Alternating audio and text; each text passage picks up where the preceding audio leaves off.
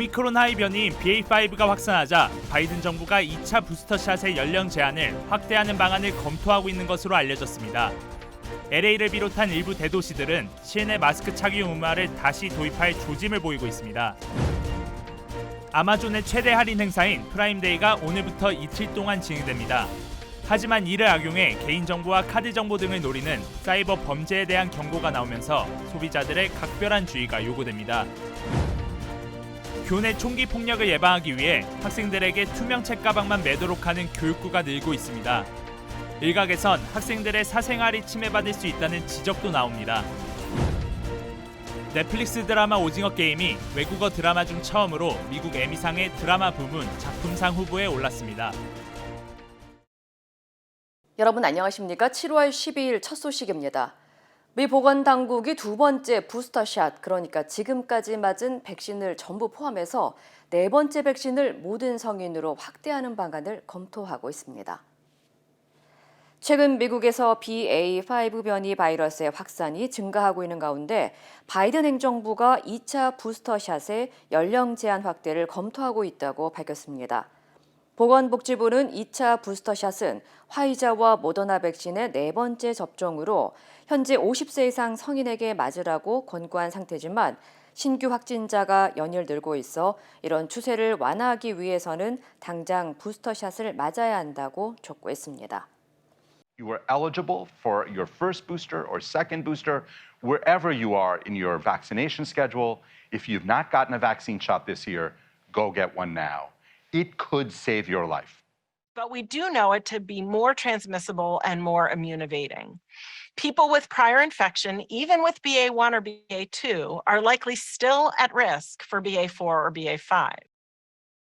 연방질병통제예방센터 CDC는 최근 일주일 동안 코로나19 확진자 중 80% 이상이 BA4와 BA5 변이로 확인됐다고 덧붙였습니다. 한편 CDC에 따르면 현재까지 백신 접종 완료율은 67%로 나타났고 2차 부스터샷 대상자 가운데 접종한 비율은 30%로 집계됐습니다.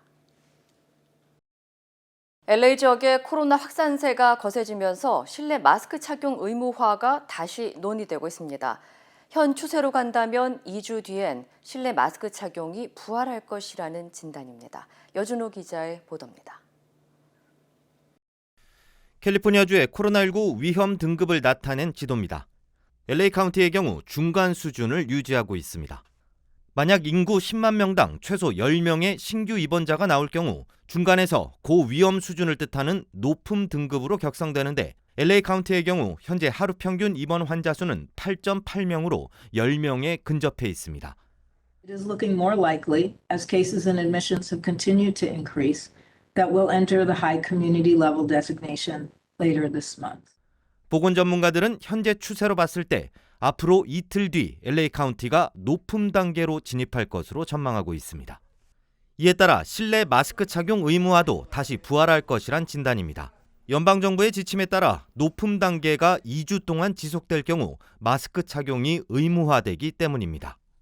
향후 확산세가 더 거세질 것으로 예상되는 만큼 결국 LA 지역은 오는 14일 높음 단계로 진입해 2주 뒤인 29일 실내 마스크 착용 의무화가 다시 시작될 것이란 전망입니다.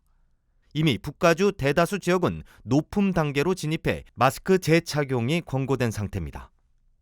뉴욕시의 경우 실내 마스크 착용을 재개할 시점은 아니라고 밝혔지만 최근 감염자 급증에 따라 조만간 마스크 의무화에 돌입할 것이란 전망이 나오고 있습니다.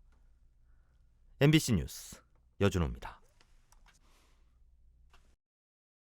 블랙 프라이데이와 함께 미국에서 가장 큰 쇼핑 이벤트로 꼽히는 아마존 프라임데이가 오늘부터 이틀 동안 열립니다. 할인 폭이 큰 만큼 소비자들의 참여도도 높은데요.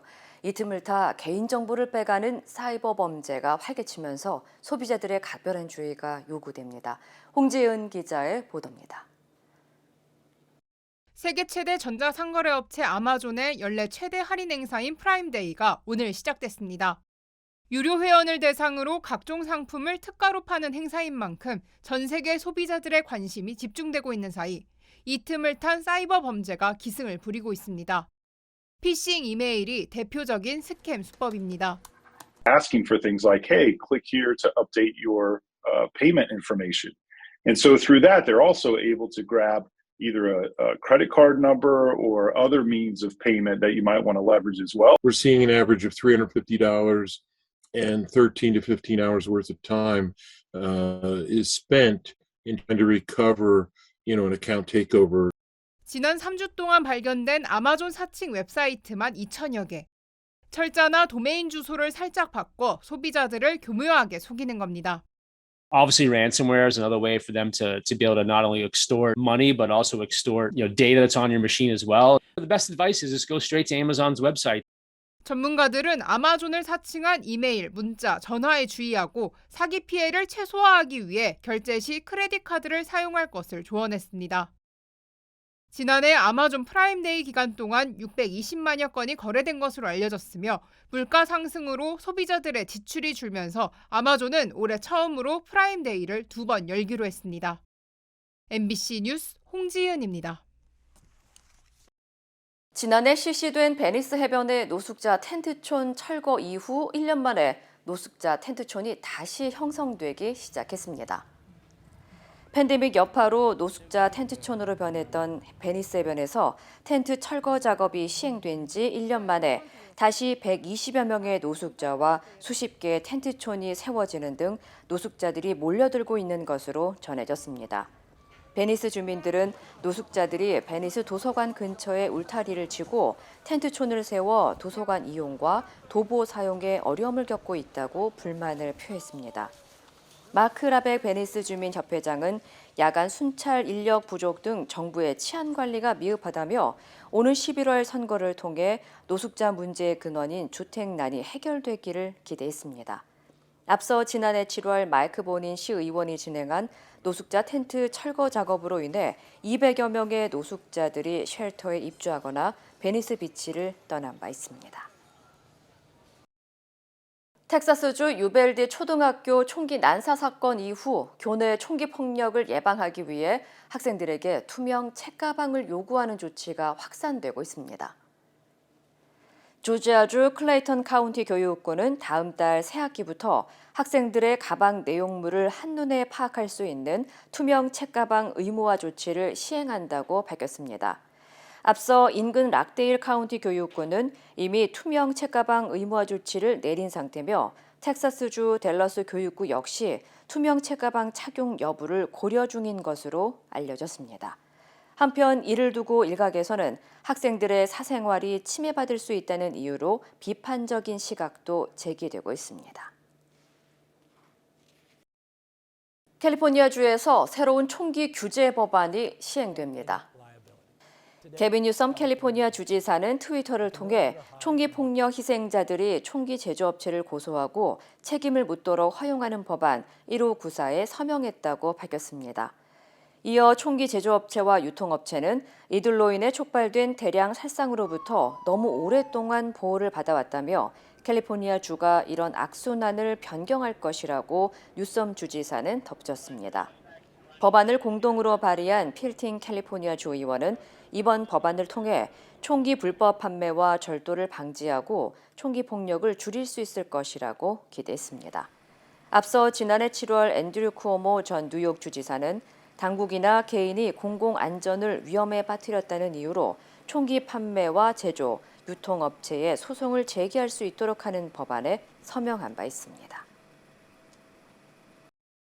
올해 상반기 LA시에서 발생한 살인 사건이 15년 만에 최고치를 기록했습니다.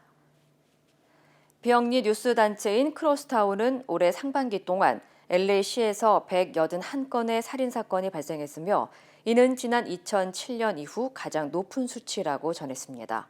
크로스타운의 데이터에 따르면 올해 사건 피해자 4명 중 1명은 노숙자로 나타났고 살인사건 가운데 75%는 총기와 관련된 것으로 나타났습니다.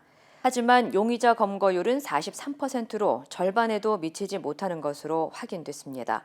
단체 측은 지난해 7월 한 달 동안 48건의 살인사건이 발생하는 등 특히 여름철에 범죄가 증가하는 경향이 있는 것으로 분석했습니다. 올해 메이저리그 올스타전이 42년 만에 다저 스타디움에서 열릴 예정인데 불과 일주일 앞두고 난관에 부딪혔습니다. ESPN과 LA 타임즈 등 주류 언론에 따르면 다저 스타디움에서 일하는 식음료 판매자들과 바텐더, 요리사, 설거지 담당자 등 1,500여 명이 가입된 노조가 99%의 찬성률로 이번 일요일 파업을 결의했다고 전했습니다. 노조는 특히 팬데믹 여파로 노동자들이 주거나 먹고 사는 문제 등에서 열악한 대우를 받아왔다며 삶의 질과 관련된 문제에서 많은 차별을 받았다는 점을 언급했습니다. 이어 구체적인 요구사항을 공개하지는 않았지만 공정한 계약을 다시 작성하기 원한다고 밝혔습니다. 당장 이번 주말부터 다저 스타디움에서는 올스타 행사가 진행될 예정인데 행사를 앞두고 예상치 못한 변수를 맞았습니다. 한편 메이저리그 선수협회 측은 성명을 발표하고 식음료 노조를 지지한다는 뜻을 밝혔습니다.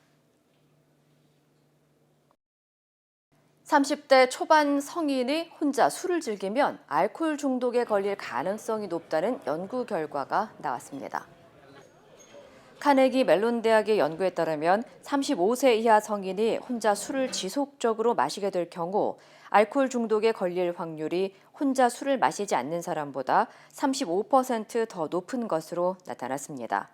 이번 연구에서 35세 이하 성인 가운데 40%는 우울감과 불안 등 스트레스를 해소하기 위해 혼자 술을 마신다고 답했습니다. 특히 연구진은 35세 이하 여성의 경우 팬데믹 기간 과음 일수가 41% 이상 증가했고 술을 분해하는 효소가 남성보다 적어 혼자 음주를 즐길 경우 건강이 악화될 가능성이 높다고 설명했습니다. 한편 세계보건기구 WHO는 알코올을 1급 발암물질로 지정했으며 과도한 음주는 뇌와 신경과 관련된 200여 개의 질환을 일으킬 수 있다고 경고했습니다. 지난해 전 세계적으로 큰 사랑을 받은 오징어 게임이 미국 에미상의 드라마 부문 작품상 후보에 올랐습니다. 영어를 쓰지 않는 드라마가 후보에 오른 것은 이번이 처음입니다. 김현지 기자입니다. 무궁화 꽃이 피었습니다. 넷플릭스에서 지난해 9월 공개된 이후 26일 만에 1억 명이 넘는 가구가 시청하는 등 전 세계적으로 열풍을 일으킨 드라마 오징어 게임. 오징어 게임이 미국 방송계의 아카데미상으로 불리는 제74회 에미상의 드라마 시리즈 부문 작품상 후보에 올랐습니다. 그동안 에미상 후보에는 영어로 제작된 작품들만 수상 자격이 주어졌는데 영어가 아닌 드라마가 후보로 지명된 건 이번이 처음입니다. 또 주인공 성기훈으로 열연한 이정재는 드라마 시리즈 부문 나무주연상 후보에, 여우주연상 후보에는 모델 정호연, 나무조연상 후보에는 박혜수와 오영수가 나란히 지명됐습니다. 드라마의 연출과 각본을 맡은 황동혁 감독은 드라마 부문 감독상과 각본상 후보에 오르는 등 오징어 게임은 모두 14개 부문의 후보로 지명됐습니다. 현지 언론은 영어를 쓰지 않는 외국어 드라마로는 최다 부문 후보에 오르는 기록을 세웠다고 보도했습니다. 앞서 오징어 게임은 지난 3월 미국 크리틱스 초이스 시상식에서 최우수 외국어 시리즈 드라마 부문 수상작으로 선정됐고 이정재는 미국 배우 조합상에서 나무주연상을 수상했습니다. 에미상은 미국 현지 시간으로 오는 9월 12일에 시상식이 열릴 예정으로 오징어 게임은 기묘한 이야기, 석세션, 베터콜 사울 등 다른 7작품과 수상을 놓고 겨루게 됩니다. MBC 뉴스 김현지입니다. LA 할리우드 차병원이 헬스케어 테크놀로지 기업 세라스 헬스와의 업무 협약을 통해 실시간으로 환자들의 건강 관리를 위한 의료 서비스 강화에 나섭니다.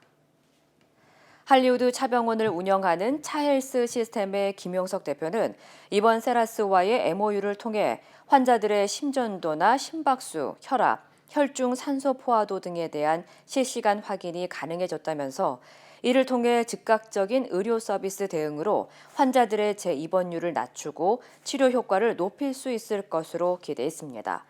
또 의료 비용이나 접근성의 부담을 느껴 병원을 잘 찾지 않는 취약계층이나 메디케어 환자들에게 보다 효율적이고 저렴한 의료 서비스를 제공할 수 있을 것이라고 덧붙였습니다.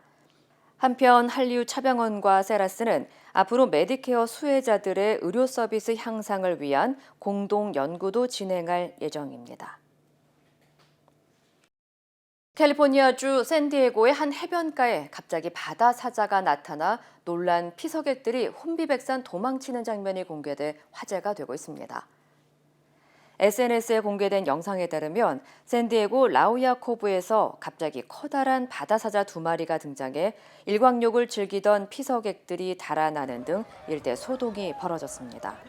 이 영상 게시자는 한 여성이 해변에 누워 자고 있던 바다사자에게 너무 가까이 접근해 사진을 찍는 바람에 잠에서 깬 바다사자들이 사람들을 쫓기 시작했다고 설명했습니다. 하지만 일부 바다사자 전문가들은 이 바다사자들이 사람들에게 달려든 것이 아니라 2마리가 서로 쫓고 쫓기는 상황에서 해변가까지 진입하게 된 것으로 보인다고 추정했습니다. 차세대 우주 망원경 제임스 웹이 포착한 깊은 우주의 모습이 전 세계에 공개됐습니다. 죽어가는 별의 모습과 별의 탄생지도 선명하게 담겼고 외계 행성에서 수증기 형태의 물도 확인됐습니다. 김지경 기자입니다. 사파이어 보석 원석이 영롱하게 빛난 것 같은 사진. 하지만 사실은 별이 죽어가는 모습입니다. 별이 소멸하며 내뿜는 가스와 먼지가 푸른색과 주황색으로 뚜렷하게 담겼습니다. 험한 산처럼 보이는 풍경 속에서 반짝이는 수많은 별들. 여기는 별이 태어나는 곳입니다. 어린 별들이 방출하는 강렬한 자외선과 항성풍이 굴곡진 산맥의 모양을 만들어냈습니다. We see some great examples, first of all, of hundreds of new stars that we've never seen before. We see examples of bubbles and cavities and jets that are being blown out by these newborn stars. 지난해 크리스마스 우주를 향해 발사한 차세대 우주망원경 제임스 웹이 들여다본 우주의 모습. 은하 4개가 서로 중력으로 다가갔다 멀어졌다를 반복하는 춤추는 은하의 모습이 담겼고 지구에서 1000광년도 더 떨어진 외계 행성에서 수증기 형태의 물도 확인했습니다. 나사는 135억 년 전 초기 우주에서 탄생한 별에서 나온 빛까지 관측할 수 있을 걸로 기대하고 있습니다. These data are just amazing. I think it's fair to say that today we're turning the page. It's a cliche, but it's true. We're turning the page on several new chapters, and we don't even know what we're going to find. It's exciting. 1996년부터 제작에만 13조 넘게 투입됐고 14개 나라가 참여한 천문학 사상 최대의 프로젝트. 인류의 눈으로 꼽히는 제임스 웹 망원경을 통해서 초창기 우주 탄생의 비밀과 외계 생명체 존재 규명에 한 발 더 다가갈 것으로 보입니다. MBC 뉴스 김지경입니다. 통일부가 2019년 11월 판문점을 통해 이루어진 탈북 어민들의 북송 당시 사진 10장을 공개했습니다. 3년 만에 정부 입장이 바뀐 이 사건의 핵심은 이들이 정말 귀순을 하려고 했는지 또 살인을 저질렀다면 한국에서 처벌할 수 있었느냐인데요. 엄지인 기자가 사건의 쟁점을 짚어봤습니다. 2019년 11월 7일 북송이 결정된 탈북 어민 2명이 북에 인계됐습니다. 그중 한 명은 군사분계선을 넘지 않으려 버티는 듯한 모습을 보이기도 했습니다. 통일부가 3년 만에야 공개한 사진입니다. 하지만 3년 전 정부 합동조사 결과에 따르면 어민 2명의 원래 목적지는 남쪽이 아니었습니다. 선장과 다른 선원들을 살해한 뒤 죽더라도 조국, 북한에서 죽겠다며 김책항으로 돌아갔지만 일행이 체포되자 다시 배를 타고 먼 바다로 이동했습니다. 북한 경비정의 추격을 피해 동해 북방 한계선 부근까지 내려온 이들은 우리 군이 경고 사격을 하면서 통제하려 했지만 도주했고 결국 특수부대가 배에 들어간 뒤에야 제압됐습니다. 이후 합동조사에서 처음 귀순 의사를 밝혔습니다. 귀순에 대한 진술과 행동에 일관성이 없다는 점에서 이들의 귀순 의사에 진정성이 없다고 판단하였습니다. 오징어잡이 배 선원이었던 이들은 선장에게 불만을 품고 선장을 먼저 살해했습니다. 이어 다른 선원들도 2명씩 흉기로 살해하고 시신을 버리기를 반복해 16명을 살해했다고 시인했습니다. 당시 야당도 이들의 범행이 심각하다고 봤습니다. 진짜. 근데 이런 사람들이 만약에 대한민국에 그냥 이렇게 아무 처벌을 받지 않고 비순으로 처리가 돼서 국민 속에 섞인다면 너무 끔찍하다는 생각을 했었습니다. 당시 청와대 국정상황실장인 윤건영 의원은 법정에 세울 수는 있었겠지만 이들이 진술을 번복하면 처벌할 방법이 없었다고 전했습니다. 살인을 저지른 북한 주민이 현행법상 보호 대상이 아니라는 점도 고려했지만 통일부는 3년이 지나 해당 법은 보호나 지원을 하지 않는다는 취지이지 추방의 근거는 될 수 없다고 말을 바꿨습니다. 어민 2명도 헌법상의 대한민국 국민인 만큼 추방은 잘못된 결정이라는 설명입니다. MBC 뉴스 엄지인입니다. 국민의힘 권성동 원내대표가 사흘 전 윤석열 대통령을 만나 당 수습 방안을 논의한 것으로 확인됐습니다. 차기 지도부 체제를 놓고 친윤계 내부에서도 입장 차이가 나타나고 있습니다. 김민찬 기자입니다. 의원총회를 통해 당대표 직무대행 체제를 추임받은 권성동 원내대표. 지난 10일 권 원내대표가 윤석열 대통령을 만난 것으로 확인됐습니다.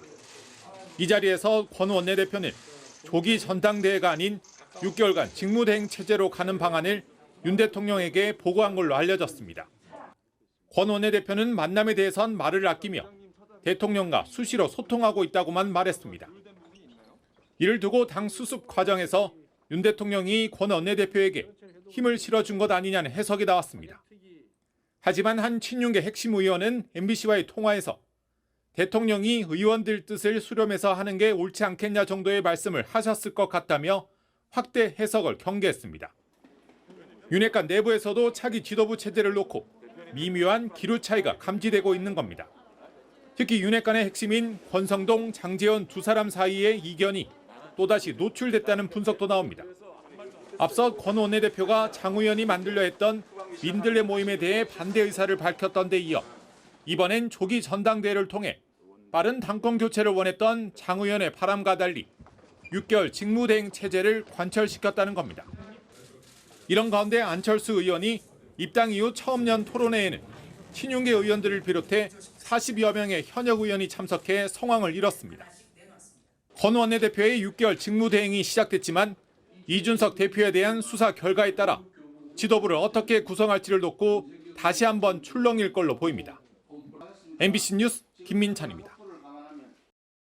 윤석열 대통령이 이번 주 경제부처 장관들을 불러 독대 형식으로 업무 보고를 받고 있습니다. 어제 산업부와 중기부 장관의 차례였는데 보고를 받은 대통령이 원전 생태계 복원과 납품 단가 연동제 실시를 지시했습니다. 이정은 기자입니다. 윤석열 대통령이 이창양 산업통상자원부 장관을 용산 대통령 집무실로 불렀습니다. 처음으로 부처별 업무 보고를 받는 자리인데 장관 혼자 도와주는 직원 없이 보고에 나섰습니다. 잔단 이거 하면 딱 업종을 정해서 이것만 들어오게 했는데 그중에 한 반 정도는 잘라서. 당초 원전 일감을 925억 원어치 공급하겠다고 발표했던 산업부. 여기에 400억 원을 추가해 1,300억 원 규모의 원전 설계 일감을 업계에 공급하고 신한울 3, 4호기도 조기 건설하겠다고 대통령에게 보고했습니다. 지난 정부 5년간 바보 같은 짓을 했다며 탈원전 정책을 비판했던 윤 대통령은 원전 생태계를 조속히 복원하라고 지시했습니다. 이영 중소벤처기업부 장관은 원자재 가격 상승이 납품가에 반영되도록 납품 단가 연동제를 도입하겠다고 보고했습니다. 윤 대통령은 소상공인들의 금융 채무 부담을 완화하는 데 정책 역량을 모아달라 당부했지만 코로나19로 이어진 대출 만기 연장과 이자 상환 유예는 더 연장하지 않을 전망입니다. 새 정부 출범 이후 인사 논란과 여당 내 갈등이 불거지면서 윤석열 정부의 정책이 잘 보이지 않는다는 지적이 이어져 왔습니다. 지지율 하락세가 이어지는 가운데 경제 행보에 집중하며 돌파구를 찾는 모습입니다. MBC 뉴스 이정은입니다. 반정부 시위에 사임을 선언했던 스리랑카 대통령이 군용기를 타고 몰디브로 도피했습니다. 관련 소식 전해드립니다. 지난 2019년 대선에서 당선된 고타바야 대통령은 국민과 야권으로부터 스리랑카의 경제난을 불러온 책임을 지고 사임하라는 압박을 받아왔습니다. 반정부 시위대가 관저까지 몰려들자 수도 콜롬보의 공군 기지에 피신해 온 것으로 알려졌는데요. 국가부도가 발생한 스리랑카에선 지난 9일부터 대규모 반정부 시위대가 대통령 집무실과 관저를 점거하고 농성을 이어오고 있습니다. 고타바야 대통령은 2024년까지인 임기를 채우지 못하고 결국 도망치듯 스리랑카를 떠나게 됐습니다. 미국 조 바이든 대통령의 부인인 바이든 여사가 연설 중 발언으로 문매를 맞고 있습니다. 바이든 여사는 라틴계 유권자의 표심을 호소하는 한 연설에서 라틴 공동체가 특별하다는 점을 강조하며 아침용 타코만큼이나 특별하다고 비유했는데요. 하지만 발언 직후 보수 진영과 히스패닉계는 편견에 입각한 발언이라며 비난을 쏟아냈습니다. 히스패닉계 언론인협회는 라틴계 유산은 수많은 문화와 음식 전통으로 구성됐으며 고정관념으로 격화해선 안 된다며 우리 공동체의 다양성에 대해 더 제대로 알아야 한다고 지적했습니다. 비난이 거세지자 바이든 여사의 언론 비서관은 트위터를 통해 바이든 여사가 라틴계 공동체에 대한 순수한 존경과 사랑을 전한 것일 뿐이라며 사과했다고 전했습니다. 오징어 게임이 미국 방송계 아카데미상으로 불리는 에미상 드라마 시리즈 부분 작품상 후보에 오른 가운데 버락 오바마 전 대통령도 수상 후보로 지명돼 눈길을 끌었습니다. 넷플릭스의 다큐멘터리 시리즈 위대한 국립공원의 해설자로서 우수 내레이터 부문 후보에 올랐다고 하는데요. 또 재작년 대장암으로 사망한 체드윅 보스먼도 디즈니 플러스의 애니메이션 왓이프에서 티찰라 역할로 목소리 연기를 해 우수 캐릭터 목소리 연기 부문 후보로 지목됐습니다. 두 사람 모두 처음으로 에미상 후보자로 이름을 올렸다고 하네요. 이 시각 세계였습니다. 인터넷과 SNS에서 화제가 된 소식들 알아보는 투데이 와글와글입니다. 미국 노스캐롤라이나주의 한 도로 위로 비상 착륙에 나선 경비행기. 초보 비행사인 빈센트 프레이저 씨가 장인과 함께 비행에 나섰다가 엔진이 고장나는 위기 상황에 처한 겁니다. 당시 호수 위로 다리로 착륙하려다가 차가 너무 많아서 조종간을 틀었다는데요. 마지막 시도로 강에 비행기를 착륙하려던 그 순간 기적처럼 차량이 뜸한 고속도로가 눈앞에 나타났다고 합니다. 사고기가 고속도로에 착륙하는 위기 탈출 과정은 고프로 카메라에 고스란히 담겼는데요. 하마터면 최악의 참사로 이어질 뻔했던 아찔한 상황. 아무도 다치지 않았다니 천운이 따랐다고 봐야겠네요. 미국 항공우주국 나사의 차세대 우주 망원경인 제임스 웹이 지구에서 150만 킬로미터 떨어진 우주 공간에서 보낸 첫 번째 성과물을 보고 계신데요. 이 태초의 우주를 자신이 설계한 카메라로 확인한 여성 과학자가 화제입니다. 바로 망원경의 핵심 장비인 근적외선 카메라 담당자이자 애리조나대 교수인 올해 71살의 마르시아 리켓인데요. 그녀가 미지의 세계에 관심을 갖게 된 건 어린 시절 공공도서관에서 탐독한 과학 소설 시작이었습니다. 이를 계기로 중학생 때에는 아이를 돌보는 일을 하며 차곡차곡 모은 돈으로 첫 망원경을 장만했고요. 천문학자로 묵묵히 한 우물을 파면서 지금의 뜻깊은 결실을 본 겁니다. 자신이 좋아하는 일을 해야 한다고 강조한 리케 교수. 젊은 여성 과학도들에게도 조언을 남겼는데요. 불안하고 주저하는 마음이 생기면 지원을 받을 수 있는 기관을 적극적으로 찾을 것을 당부했습니다. 메탈기어 시리즈를 개발해 일본 비디오 게임계의 전설로 불리는 코지마 히데요시가 가짜뉴스에 휩쓸렸습니다. 영국 BBC가 보도한 건데요. 아베 신조 전 총리 총격의 암살범으로 그가 지목된 겁니다. 문제의 가짜뉴스는 미국의 한 인터넷 커뮤니티를 통해 퍼진 것으로 알려졌는데요. 아베 신조 전 총리가 총격을 당한 후 용의자가 체포되는 장면에 엉뚱하게도 코지마 씨의 사진이 쓰인 겁니다. 프랑스 정치인 등 유명 인사들이 이 게시물을 퍼다 달랐고 급기야 그리스와 이란 언론에까지 보도되면서 논란이 됐는데요. 억울한 일을 당한 코지마 씨는 허위 사실을 전달한 가짜 뉴스에 대해 명예훼손을 용납하지 않을 것이라고 규탄하면서 법적 조치를 취할 거라고 밝혔습니다. 투데이 와글와글이었습니다.